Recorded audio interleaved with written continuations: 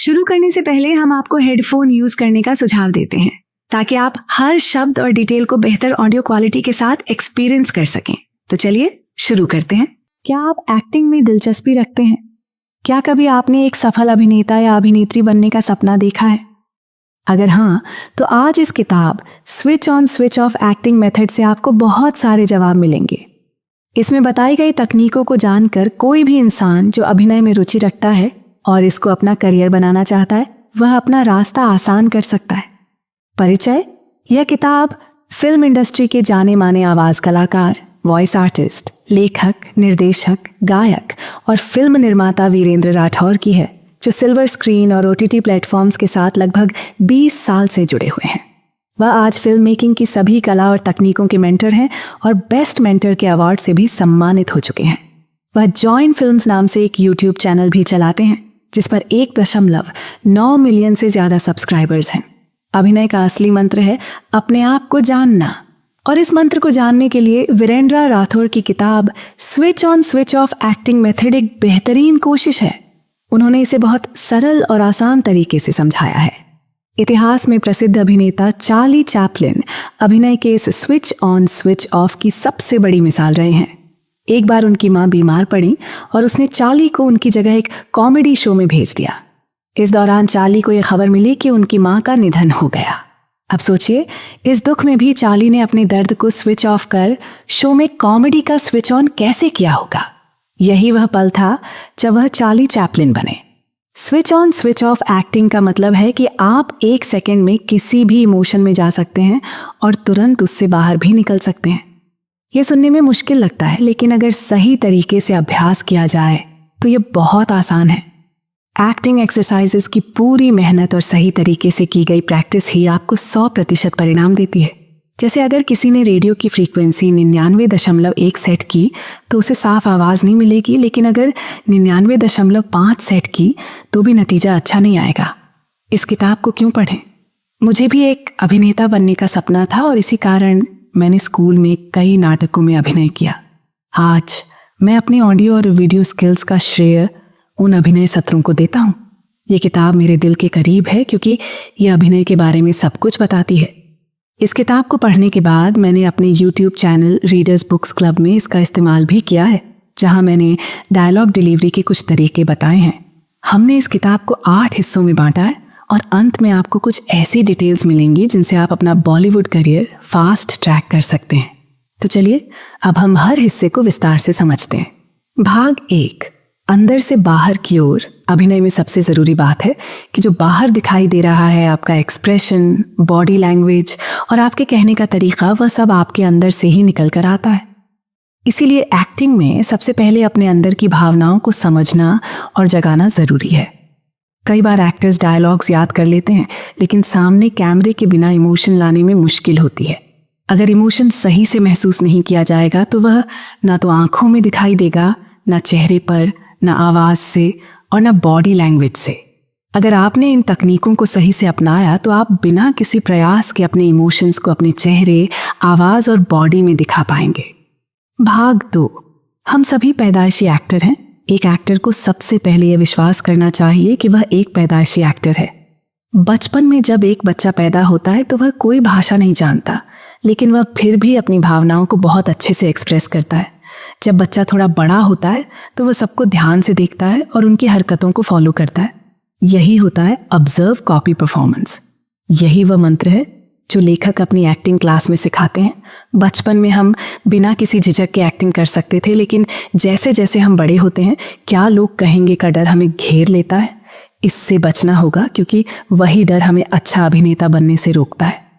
भाग 3, एक्टर्स के लिए नियम, रूल 1, स्वीकार करें परिस्थिति और लोगों को। अभिनय में सबसे ज़रूरी बात यह है कि आपको सभी परिस्थितियों और किरदारों को स्वीकार करना पड़ेगा। अगर आप अपने किरदार के बारे में 100% सहमत नहीं हैं तो आपका अभिनय असल नहीं लगेगा। रूल 2, अच्छे श्रोता बने। अच्छे अभिनेता को अच्छे श्रोता भी बनना चाहिए। अपने किरदार के बारे में पूरी तरह से जानने के लिए आपको उसे समझने की ज़रूरत है। भाग 4, अभिनय की तैयारी। मोनोलॉग या डायलॉग पढ़ते समय सबसे पहले उसे जोर से और सामान्य तरीके से पढ़ें। ये न केवल आपको सही उच्चारण करने में मदद करेगा, बल्कि यह भी पता चलेगा कि किस स्थिति में किसके साथ और क्यों बोल रहे हैं। इमोशनल मार्किंग ये एक switch on switch off acting method में बहुत असरदार तकनीक है। इसमें आपको अपने डायलॉग की इमोशनल मार्किंग करनी है, मतलब आपको हर एक लाइन का इमोशन समझना है और लिखना भी है। आम जिंदगी में भी हम जब बात करते हैं तो हर लाइन में इमोशन बदलता है। इस वजह से वही डायलॉग अलग अलग तरीके से बोला जाता है, जैसे आवाज़ का उतार चढ़ाव और जोर कम या ज़्यादा हो सकता है। पॉज मार्किंग या कॉमा मार्किंग, अब हम तीसरे स्टेप पर आए हैं जो परफॉर्मेंस में बहुत ज़रूरी है। हम सभी की सांस की क्षमता सीमित होती है। पॉज मार्किंग इसलिए ज़रूरी है क्योंकि अगर हम इसे पहले से नहीं करेंगे तो परफॉर्मेंस करते वक्त हर जगह पॉज लेंगे, जिससे हमारा सांस पर कंट्रोल नहीं रहेगा और बोलने में फंबल आ सकता है। पॉज मार्किंग तब करें जब आपकी सांस रुके और आपको वह पॉज सही लगे। मुख्य शब्द को मार्क करें। आपको हर डायलॉग में मुख्य शब्द को मार्क करना है और बोलते वक्त उस पर खास ध्यान देना है। इससे आपकी एक्टिंग सामान्य से बहुत बेहतर लगेगी।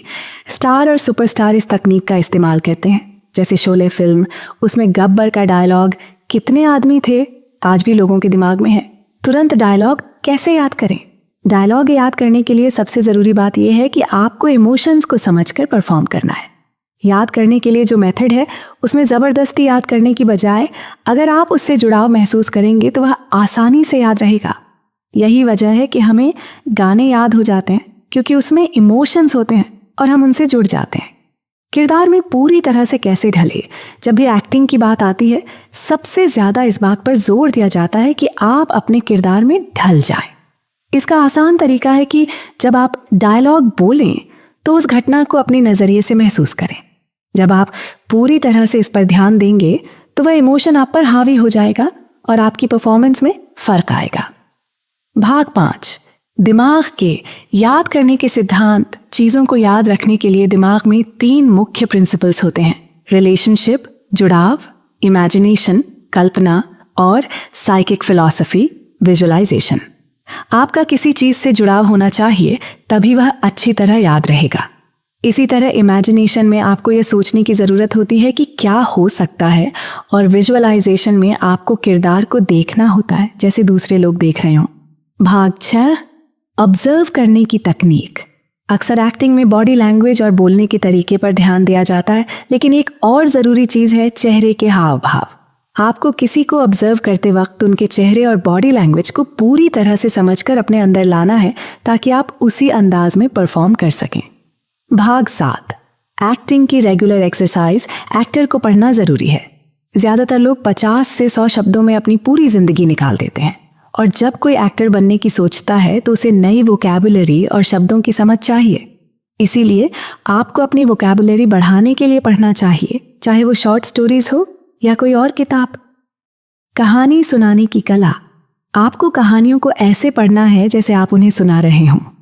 शॉर्ट स्टोरी पढ़कर आप रोज़ प्रैक्टिस कर सकते हैं और उन्हें परफॉर्म कर सकते हैं, क्योंकि हर कहानी में कुछ ना कुछ खास होता है।